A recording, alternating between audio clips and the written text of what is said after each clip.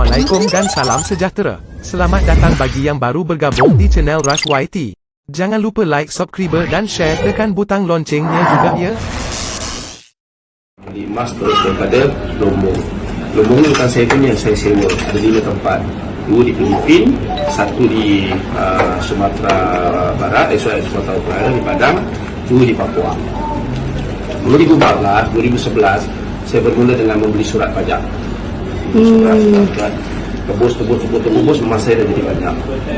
Bila dah jadi banyak, saya buka satu kedai. Bagaimana saya nak banyakkan?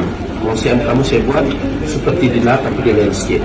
Konsepnya adalah kalau hari ni orang simpan emas kat rumah nak buat apa? Saya punya konsep beli, simpan dan niagakan. Okay?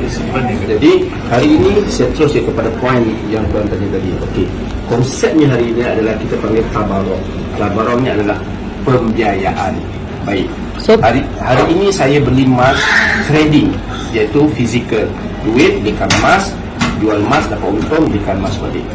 Nampak kekuatan saya hari ini dengan modal yang saya ada 35 hingga 50 kilo sebulan.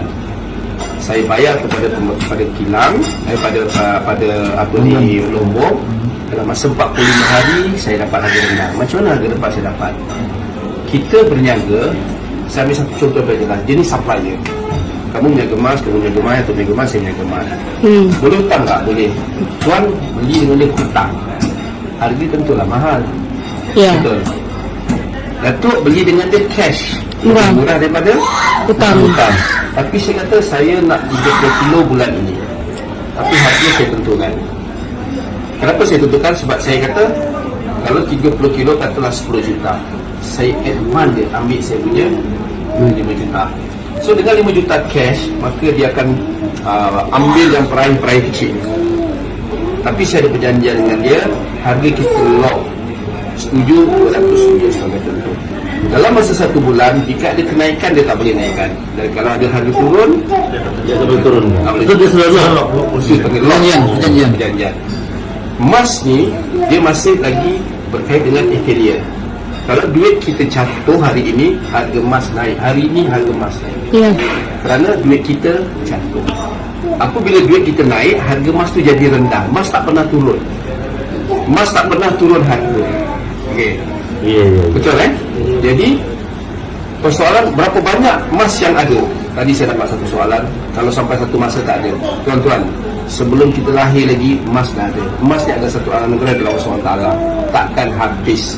Datuk saya dah meninggal, masih ada emas lagi. Bapak saya dah meninggal, masih ada emas lagi. Besok saya meninggal, ada emas lagi. Okey, sebab emas ni perniagaan yang ada roh, bukan suka-suka. Okey. Berbalik kepada tadi, saya boleh dapatkan emas yang lagi banyak. Tetapi saya daripada segi cash saya tak kuat. Saya buatlah program ini dengan kaedah meminjam. Bang, pinjam RM1,000 bang. Untuk apa? Saya nak beli emas. Kalau saya perlukan 1 juta, jumpa 2-3 orang, siapa nak bagi?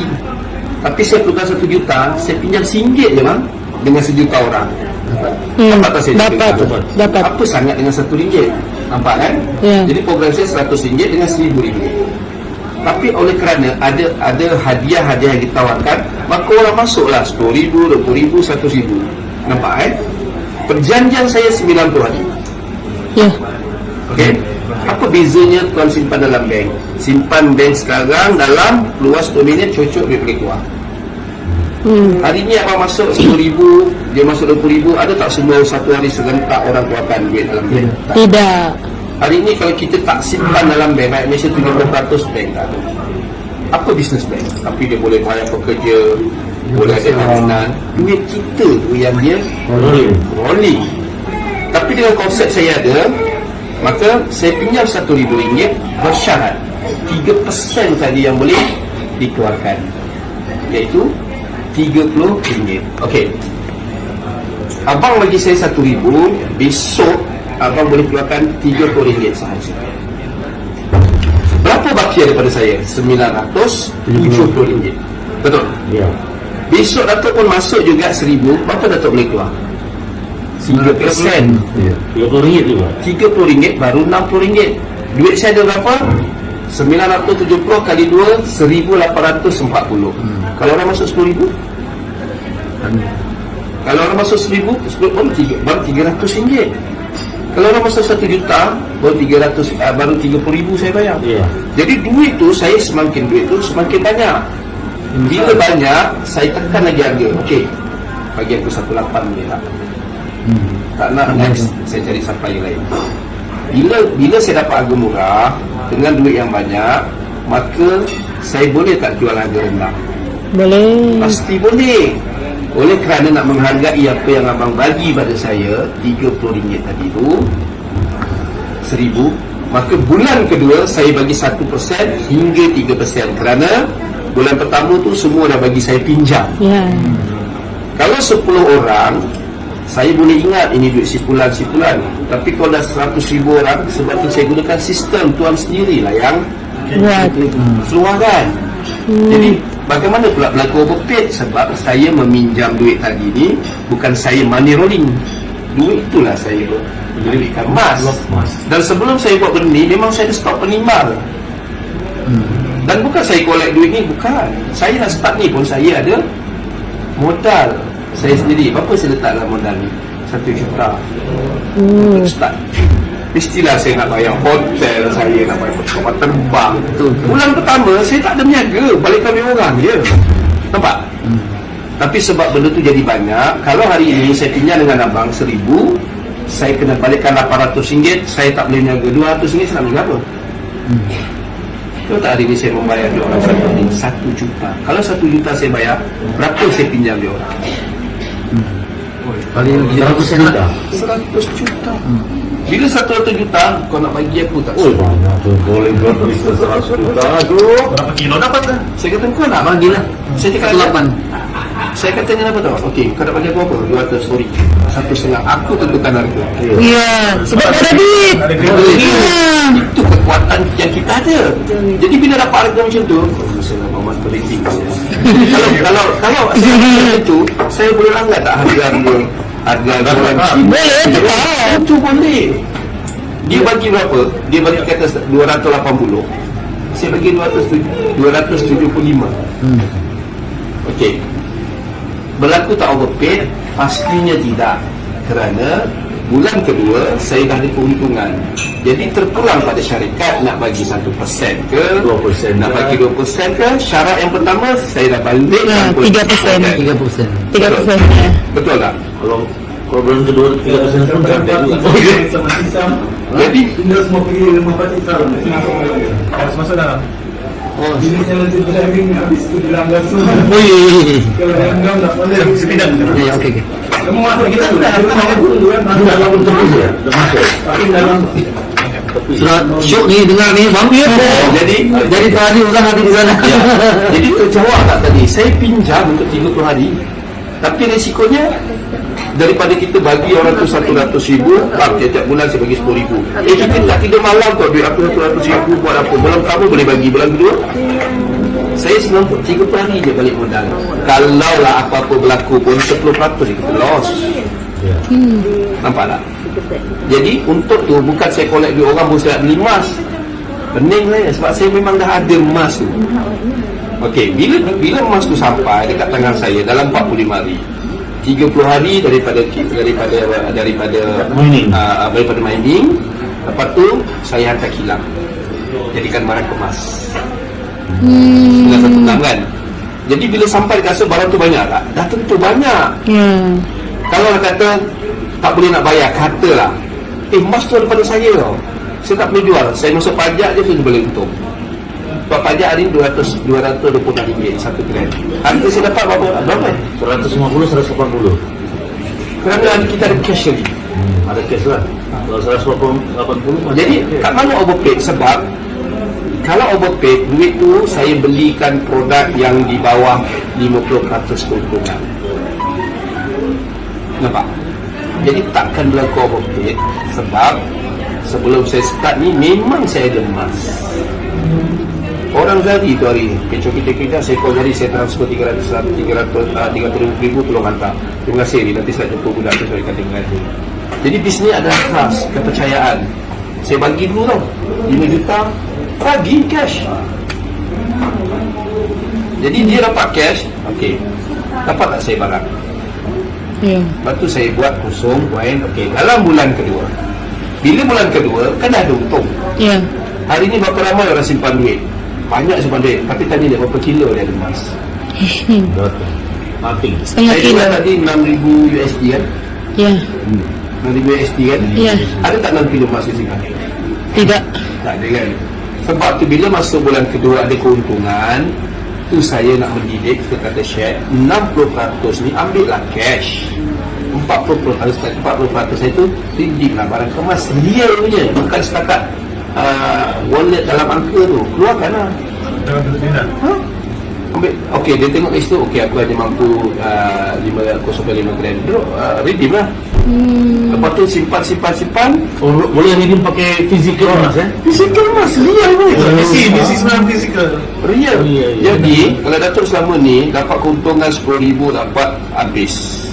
Dapat 5,000 habis. Hari ni saya bimbing macam mana nak simpan emas kan. Jadi bila emas tu ada, yang 60% buatlah belanja, beli hampir, bayar api, bayar apa semua kan. 40% kita. Jadi kita penat-penat kita ada emas. Nampak tak? Kita simpankan. Okey, dapat 2.5 gram, kumpul-kumpul dapat 4.25 gram, tukar kepada dinar. Simpan dinar. Ada 10 keping, serah balik kepada saya hantar pergi umrah. Balik daripada umrah 180 hari, saya pulangkan balik 4 keping. Wow. Berapa dinar tu? Wow. 10 keping dinar, pergilah umrah. Semua saya urus, bagi pasport je. Okey. Kan? Lepas tu pergi umrah, balik pada umrah 180 hari 6 bulan, nabang. Semua ada kontrak. Nabang 4 keping balik. Jadi dia pakai yang cuma Wah. 6 dinar. Waktu sekarang dia beli satu keping tengah buat promosi RM1,060, 4.2 gram. Harga pasaran boleh pergi ke 130,300. Ya. Saya sudah nampak 1,267 ringgit. Ya, tu saya kata boleh sampai. Boleh Jadi sampai. dalam 6 bulan lagi harga emas turun ke naik? Mesti naik. Jawapan dah ada. Jadi masih terbuka untuk pergi umrah, silakan beli 10 keping. Kalau tak nak pergi umrah pun tak apa, simpan benda tu. Lepas 25 hari bulan, harga saya boleh pergi 1,275. Oh, sekarang promosinya 160. 1,060. 160. 160. Ah, 50 keping. Malam 10 keping pergi berapa? nanti malam 23 hari bulan malam tu, harap boleh datang lah. Saya akan lelong harga, buang harga. Malam tu dia. Oh, standby rekod. Kalau ada duit sekarang jangan draw tu. Jangan withdraw tu. Tapi saya boleh pakai daripada Boleh pakai sendiri. Boleh. Hanya analis ya. Ini tadi Boleh. Untuk fikir lagi kalau anda nak lebih banyak, jangan withdraw bonus tu. Nanti malam tu gunakan waktu Pasal 6 gram. Betul. Amat ya, betul. Sebab tu saya kata kat sini ambil peluang ini. Jadi kita punya ejen untuk mana tawar kan. Ya, tahu. Ejen lah sini. Kan. Hmm. Awal-awal jangan buka kedai emas dulu. Ya dah. Pegang stok kita dulu. Redeem pergi sini, redeem pergi sini. Ya, belajar kan. Ya. Beli dulu 10. Betul. Kalau tak ada mas, kena tunggu 3 bulan khusus baru boleh. Kalau nak Tegang stok saja. Berapa modal untuk buka ni? 600, 300 tuan, 300 saya. Bagi saya 600,000. Bagi saya 300,000. Contoh bulan 1, bulan 2, bulan 3. Kenapa saya perlu 3 bulan? Satu nak cari lokasi. Keduanya hantarlah seorang yang nak khusus. Ya. Khusus 3 bulan dekat tempat saya tu. Jadi sampai 3 bulan, okey. Dalam 300,000, 3 bulan itulah saya niagakan untuk dapatkan 600,000. Tak cukup, saya top up 400,000. Kita gunakan konsep mudarabah. Mudarabah ni keuntungan, tapi kita panggil modal berbayar. 400,000 daripada 100,000 keuntungan, 30% kita mesti setuju untuk bayar hutang yang 400,000 tadi bawah holding. Holding akan keluarkan modal yang 400,000 tu. Kan? Tapi kita keluarkan modal berbentuk barang. Nilai emas tadi tu kan. 100,000 tu berbentuk barang. Okay. Jadi nanti dah habis hutang tu, abang pegang, Datuk pegang 60, saya pegang 40. Habis saja bayar yang hutang tu, secara automatik Datuk kena ambil 80 bagi saya 20%.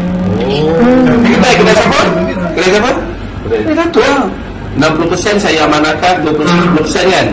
20%, 10% dia bagi pada saya, 10% ni saya amanahkan cari sekolah tapis, apa ni, asnaf yang asnaf tadi, Tunggal, asnaf lah, asnaf. Jadi saya dah amanahkan, Datuk tak bayar, Datuk bagi tak bagi, itu tinggal urusan Datuk dengan Allah.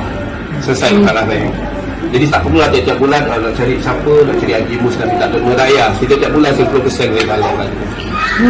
Kalau untuk 100 ribu setahun atau 100 ringgit sebulan, kan?